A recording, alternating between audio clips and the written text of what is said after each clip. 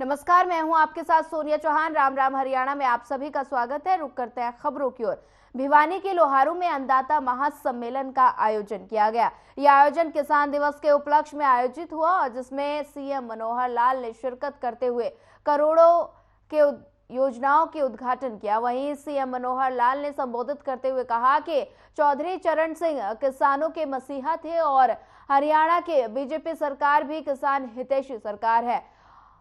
CM ने कहा कि हमारी सरकार ने किसानों को पानी देने का वादा पूरा किया है। आज किसान प्रगति की राह पर है। तो जैसा राम को जो प्रगति हुई और पानी की व्यवस्था यहाँ हुई है, चाहे वो आखिर टेल तक पानी पहुंचाने की बात है, चाहे वो फुहारा सिंचाई से, टपका सिंचाई से, और खेती के इस बढ़ते हुए पगों में आज वो रेत भी नहीं हमें दिखता। आज जमीन उपजाऊ हो गई है, सोना उगलती है ही अपनी जमीन। तो इसलिए आप सब लोग बहुत बधाई के पात्र हैं। ऐसे उपस्थित सभी हमारे बुजुर्गों, नौजवान साथियों, माताओं बहनों, पत्रकार छायाकार मित्रों, इतनी बड़ी रैली, यानी देखा जाए तो आज एक रैली यहां है और एक रैली के इतने लोग सड़कों पर अभी भी हैं। अभी भी उस एक रैली के और से लोग हैं। इतना बड़ा एक कार्यक्रम किया जेपी दलाल जी, आपके सब कार्यकर्ताओं का मैं अभिनंदन करता हूं, सबको बधाई देता हूं। बहुत बहुत धन्यवाद। भाइयों बहनों, जैसा बताया कि आज चौधरी चरण सिंह जी किसानों के मसीहा, हर समय किसानों के लिए सोचते थे। और वो जैसा रामकुमार गौतम जी बता रहे थे कि वो कांग्रेस में गए, लेकिन किसानों को कांग्रेस ने हमेशा कमजोर करके रखा, इनको कभी आगे बढ़ने नहीं दिया। चौधरी चरण सिंह जी आखिर देश की आजादी 1947 के बाद 20 साल लगातार कांग्रेस की सरकार रही। 1967 में उन्होंने कांग्रेस को छोड़ दिया और नई पार्टी जाके बनाई केवल किसानों के लिए। वो वकील भी थे, किसान भी थे, हमेशा सोचते थे।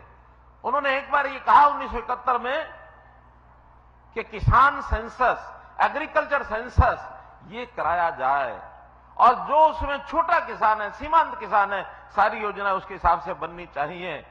उस समय का आंकड़ा आया था कि हमारे जो छोटे किसान हैं, पूरे सब किसानों का 51% ऐसे हैं जो 1 हेक्टेयर, 1.5 हेक्टेयर यानी 3, 3.5 एकड़ तक ही उनकी जमीनें थी। यानी देखा जाए तो आज एक रैली यहां है और एक रैली के इतने लोग सड़कों। कृषि मंत्री जेपी दलाल से खास बातचीत की और हमारे सहयोगी ओपी शर्मा ने मंत्री ने क्या कुछ कहा, आइए आपको सुनाते हैं। देश के जाने माने किसान नेता और पूर्व प्रधानमंत्री चरण सिंह की जयंती आज हरियाणा में पूरे धूमधाम से मनाई गई। इस मौके पर भिवानी जिले के लोहारू हलके में एक राज्य स्तरीय कार्यक्रम का आयोजन किया, जिसमें हरियाणा के मुख्यमंत्री मनोहर लाल और कृषि मंत्री जयप्रकाश सहित तमाम बीजेपी के वरिष्ठ नेताओं ने शिरकत की है। कार्यक्रम के लिए बातचीत करने के लिए हमारे साथ हरियाणा के कृषि मंत्री जयप्रकाश दलाल, उनसे बात करते हैं। सर, जो आज आपने अन्नदाता उत्पादक जो कार्यक्रम मनाया था, बेसिकली इसका क्या मकसद था? हमारे महबूब नेता, किसान हितैषी नेता चौधरी चरण सिंह जी के जन्मदिन के उपलक्ष्य में अन्नदाता दिवस हमने मनाया और यहाँ पर जो है बड़ी भारी संख्या में मेरे ज़िले के किसान आए और मैं उनका धन्यवाद करता हूँ कि उन्होंने जो हमारी नीतियाँ हैं, मनोहर लाल जी ने जो काम किया है, जो किसान हित में काम किए हैं, उसका समर्थन किया और इसी तरह से हम इकट्ठा होकर के मोदी जी को समर्थन देंगे, जिससे कि आने वाले वक्त में किसानों के लिए और भी हितकारी काम हो सके। अगर बात करें आपके लोहारू हल्के की, तो आपने मुख्यमंत्री के समक्ष कई मांगे रखी, तो उसको लेकर मुख्यमंत्री का जो जवाब था उससे आप सहमत हैं? मुख्यमंत्री जी हमारी किसी मांग को मना नहीं करते। मुख्यमंत्री जी ऐसे मुख्यमंत्री हैं जिन्होंने चौधरी बंसीलाल ने जो नहरें बनवाई थी वो सूखी थी, उनके कार्यकाल के अंदर यहाँ पानी आना शुरू हुआ। भावांतर का पैसा बाजरे का उनके कार्यकाल में मिला, माइक्रो इरिगेशन योजनाएं उनके कार्यकाल में मिला और जो योजनाएं हैं, मंडियां ज़्यादा चलती हैं, बीमा का पैसा मिलता है, खराबे का पैसा मिलता है। किसान संतुष्ट हैं और हम इस बात से खुश हैं कि अन्नदाता हमारे कार्यों से हमें आशीर्वाद देते हैं। तो सर एक सवाल अगर सियासी नज़रिए से पूछा जाए कि आपको नहीं लगता कि चौधरी चरण सिंह के जरिए बीजेपी जो है अपने जाट वोटों को एक बार फिर अपने पक्ष में जो करना चाहती है, कहीं ना कहीं इसकी एक कोशिश जो है आपके लोहारू हल्के से की गई है? देखिए, ये किसानों का क्षेत्र है और बात जाट की या दूसरे वर्ग की नहीं है। मैं अपने आप को गौरवान्वित महसूस करता हूं कि एक ऐसे वर्ग से मेरा जन्म हुआ जो देश की रक्षा करता है, देश के लिए अन्न पैदा करता है और बहादुर है, और इनका आशीर्वाद तो हमें मिल ही रहा है। और हमारे महबूब नेता चौधरी चरण सिंह जी को याद करने में हमें बड़ी गौरव का अनुभूति हो रही है। और ये अच्छी बात है कि हमारी भारतीय जनता पार्टी ऐसे नेताओं को, जिनको प्रधानमंत्री रहते हुए कांग्रेस ने समर्थन विद्रॉ करके उनको कुर्सी से हटा दिया था, या ऐसे नेता आज देखे हैं कि हमारे उपराष्ट्रपति हैं, उनको हमारे किसान वर्ग से गए हैं, उनको अपमानित करने का प्रयास किया है।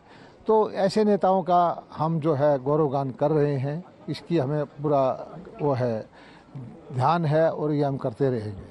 सर एक WFI के जो नतीजे पिछले दिन आए थे उसके ऊपर केंद्र सरकार की तरफ रोक लगा दी गई थी। तो ये थे हमारे साथ हरियाणा के कृषि मंत्री जयप्रकाश दलाल, जिनका कहना था कि लोहारू में जो आज अन्नदाता उत्पादक सम्मेलन का आयोजन किया गया है वो कहीं ना कहीं जो हरियाणा के किसान हैं उनके लिए किया गया है। लोहारू से हर खबर के लिए OP शर्मा। कांग्रेस द्वारा प्रियंका गांधी से यूपी की कमान वापस लेने के बाद हरियाणा के गृह मंत्री अनिल विज ने तंज कसते हुए कहा कि कांग्रेस पार्टी को और इनके गठबंधन को भी राहुल और प्रियंका की ताकत का पता चल गया, इसलिए प्रियंका को हटाया गया और INDIA गठबंधन ने भी राहुल गांधी का नाम लेकर राहुल को रिजेक्ट कर दिया। और राहुल गांधी ने कहा कि अर्थव्यवस्था तो बढ़ी रही है लेकिन पैसा कुछ लोगों के पास है। और इसी पर विज ने पलटवार करते हुए कहा कि ये उनका पुराना राग है, उन्हें हर समय अडानी नजर आता है।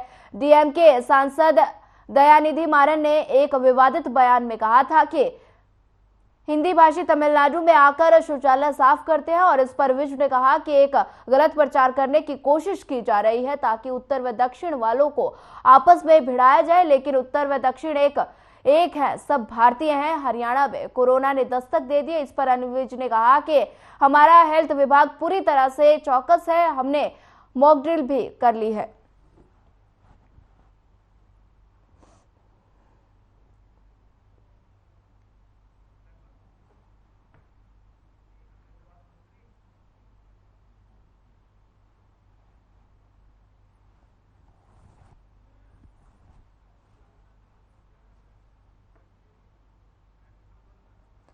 बता दें कि गृह मंत्री ने अनिल विज ने कांग्रेस पर जमकर निशाना साधा और INDIA गठबंधन पर भी उन्होंने जमकर प्रहार किया। बता दें कि साथ ही कोरोना को लेकर भी अनिल विज ने कहा कि स्वास्थ्य विभाग पूरी तरह से अलर्ट मोड पर है।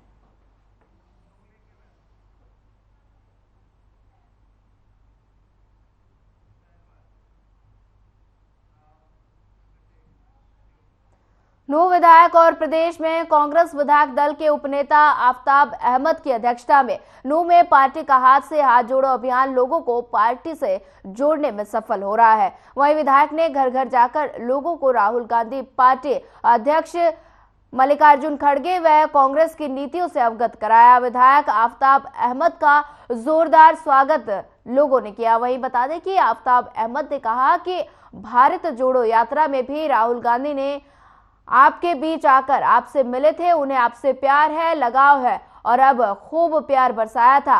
और कांग्रेस ने 26 जनवरी को हाथ से हाथ जोड़ो यात्रा शुरू की थी। इस यात्रा के जरिए बता दें कि कांग्रेस मोदी सरकार के खिलाफ लिखी हुई राहुल गांधी की चिट्ठी घर घर तक पहुंच रही है। और बता दें विधायक आफ्ताब ने यह भी कहा कि भारत जोड़ो यात्रा राहुल गांधी और कांग्रेस द्वारा शुरू किया गया, जिसका उद्देश्य है भाजपा केंद्र सरकार के विभाजनकारी राजनीति के खिलाफ देश को एकजुट करना है। और बीते लगभग 10 सालों में भाजपा मोदी सरकार में देश में विकास हुआ ही नहीं, बल्कि एक ऐसा माहौल जरूर बना जिसमें आपसी भाईचारे को नुकसान पहुंचा, और इसी कारण हाथ से हाथ जोड़ो अभियान चलाया गया।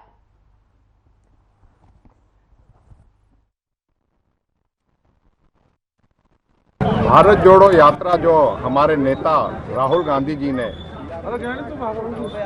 कन्याकुमारी से लेके और श्रीनगर तक 3,500 किलोमीटर की पद यात्रा की थी हजारों यात्रियों के साथ, और कई जो है 125 दिन के से ज़्यादा जो चली थी, उसका मकसद था देश में जिस तरीके से नफरत की राजनीति, जिस तरीके से भेदभाव की राजनीति, जैसे आर्थिक असमानता, महंगाई, बेरोजगारी और जो संवैधानिक जो संस्थाएं हैं उनका जिस तरीके से जो है उनका एकाधिकार सत्ता पक्ष कर रहा है, बीजेपी कर रहा है, उसके विरोध में ये थी।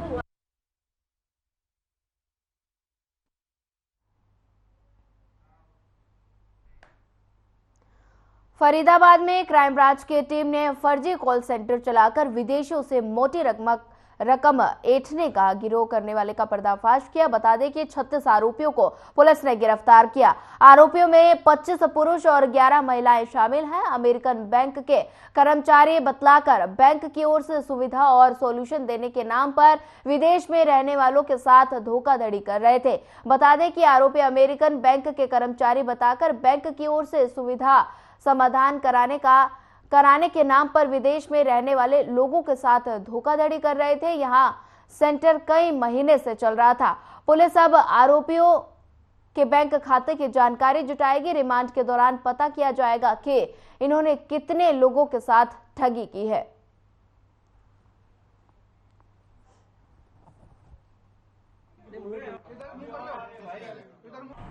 ये स्प्रिंगफील्ड कॉलोनी है सेक्टर 31 एरिया में।